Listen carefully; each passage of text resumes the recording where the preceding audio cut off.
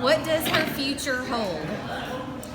I remember when she was born, beautiful, with all 10 toes and all 10 fingers. Me smiling at her as a tear rolled, praying for her health, her life, and for her future. I remember when she turned 1, slapping some frosting on her face, me laughing and watching with my loving mother eyes, praying for her health, her life, and for her future.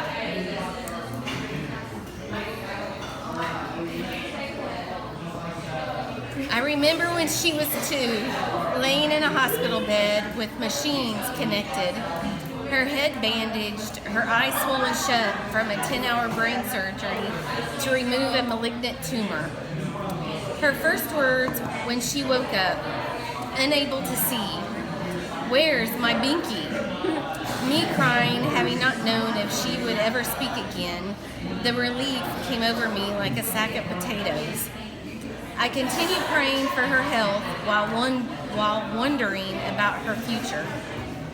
I remember from the age of 2 through 4, her sitting in chairs with tubes and needles coming out of her port while nurses hooked up canisters of chemotherapy with metal gloves on that looked like something a knight would wear during the Renaissance era. I'm thinking, what the heck does her future hold with that stuff going in her veins? Her puking her guts up days on top of days and eating nothing but Taco Bell tacos. She still eats them. Yuck. I continued praying for her health, wondering what the heck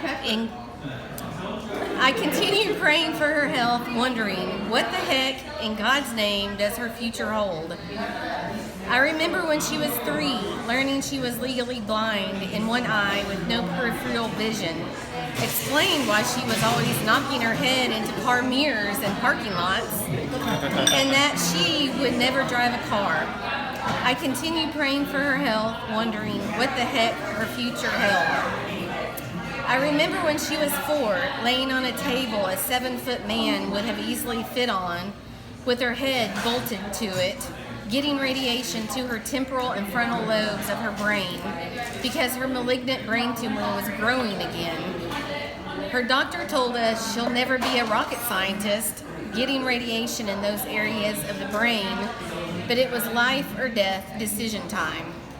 I continued praying for her health, wondering what the heck her future held. I remember the healthy years. She was a brain cancer survivor, an ambassador for Wipe Out Kids Cancer, on the news more than once, and one time even the featured news story, Kayla Story, by John Hammerly, a recipient of a Make-A-Wish trip, an encourager to other children with cancer, and a few times even adults we visited in the hospital. Once when she was 6 or 7, she took her Bible in a room with a woman on her deathbed. Kayla read John 3:16 to her, gave her a hug, and we left the room. Because God does so love the world, He sent His only Son, my only daughter. I always wondered what happened with that lady. I continued praying for Kayla's health while her future was looking brighter. I remember when she was 14, strapped face down on a bed so she couldn't move after having a 5-hour spine surgery for a malignant tumor on her spine. I continued praying for her health once again, wondering what the heck her future held. I remember the next 2 years, her taking pill form chemotherapy and so many pain meds no child should ever need to be on. I remember her pain being so bad, her body ready to give up, wheelchair bound, and me literally picking her up by her arms and dragging her to walk, determined she would not give up. I continued praying for her health, once again wondering what the hell her future held. I remember at age 15, instead of praying for health and a future for God, I remember at age 15, instead of praying for her health and a future for God just to take her if she had to suffer. No child should ever have to suffer. I remember at age 16, after demanding she no longer be a guinea pig because her disease, a rare form of neurofibromatosis, had no cure. I demanded all her meds be stopped. I remember in just a couple short weeks, her standing on her own, walking like nothing was ever wrong.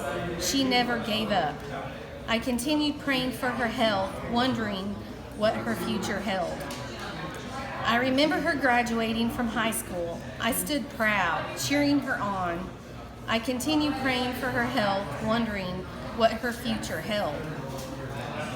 I remember at age 20, her having surgery to eliminate the possibility of ever having children. Her disease has a 50-50 risk of spreading to offspring, and her disabilities, including debilitating pain, would not allow her to carry a child anyway. She was brave. I held her hand.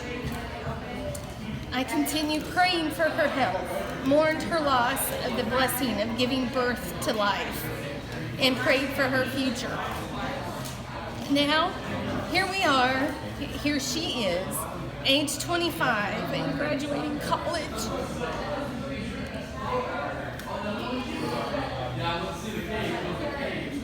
The past had many struggles and some failures, but she never gave up.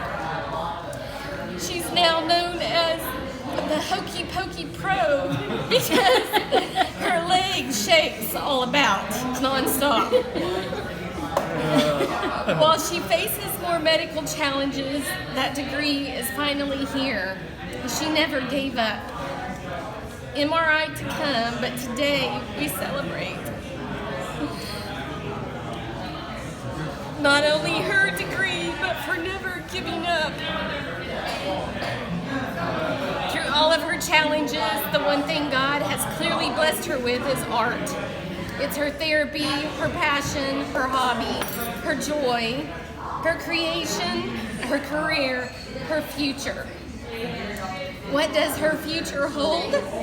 I don't know, but the lesson we've clearly learned is pray for health. God has our future. God has her future. That was good. That's awesome.